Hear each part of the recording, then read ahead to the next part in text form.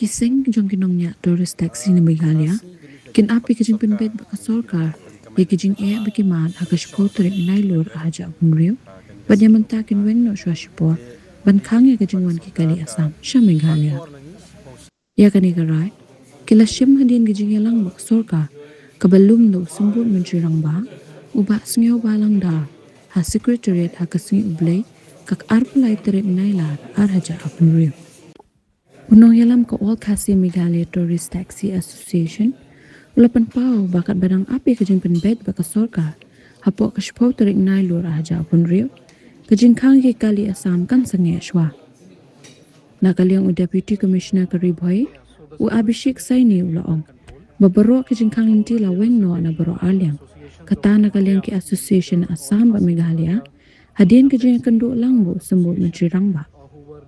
Mentasi gini kajing kot ke sorka ngi kinong nyak kali kamai nang kajala menyong kami kajing yakren kan kasngi o menta ke kadai bit ba ke sorka ka panpor nangi post ba nakalian ke sorka kala kula ringi ba apo potri jong September ba kan kot lang ni kiti kinong yalam jong tourist taxi na po Assam ang taki officer ke ba di pe transport nang na po Assam ni New York bani syong hang ni apo ka ju hi ke jakal si hang nu ke soka ka bu dengan New York banya perkat halo kata kajing kwa kajing ang nu jungi ke bangi ong ba minum ni kamai shu nakalian kinong Meghalaya ki ba kamai kali minum ni kamai shu support jelasam ban nakalian kajungi kinong nya kali kamai ki ba nakalian jungi kinong nya kali kamai ka bangi kwa kali Assam ki kut no hajaropat dah lor kata ngi hadin ka support jong benai panwan in seyo ikjing keren hapat ke sorka pada kata ke ke bangi kwa ban ong ni kalong ba nakalian jungi nimpat la ban ban ai kanu karai lada ka sorka ka ai jing hun ai jing hun ka support jong September ya kata apa la ka purlong in sa simpai karai hadin bangina isong patni kinong nya kali kamai ke jela Meghalaya tunatan yo pisah pisangnya no kani kajing khang ni kri Assam bukan sing jelana ya mentate ngong kumno min sange empat sange andre ke ngiya be semat ban min pelaj no so sport menta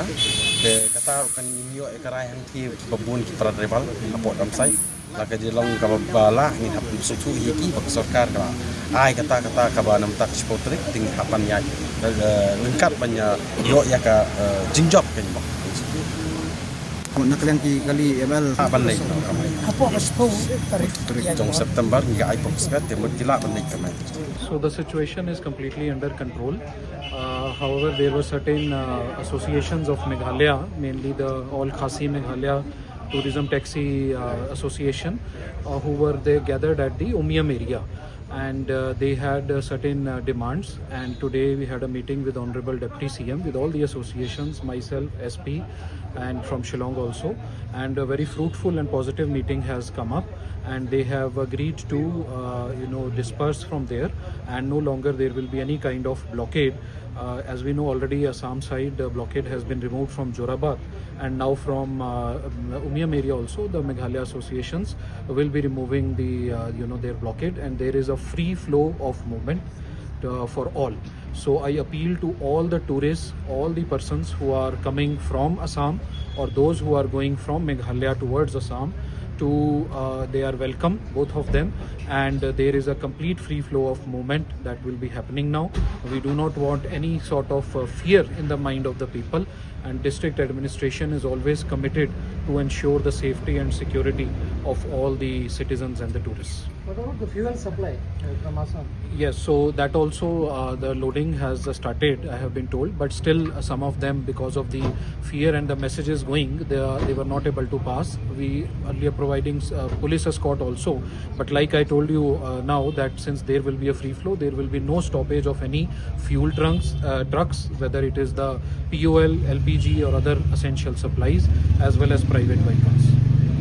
Any tourist visiting Meghalaya or going from Meghalaya to Guwahati, it is 1800-599-2026. So this is 24/7 helpline. Any tourist anywhere in part of Meghalaya or trying to come inside Meghalaya for visiting, if any issues are faced, they can immediately report to this number,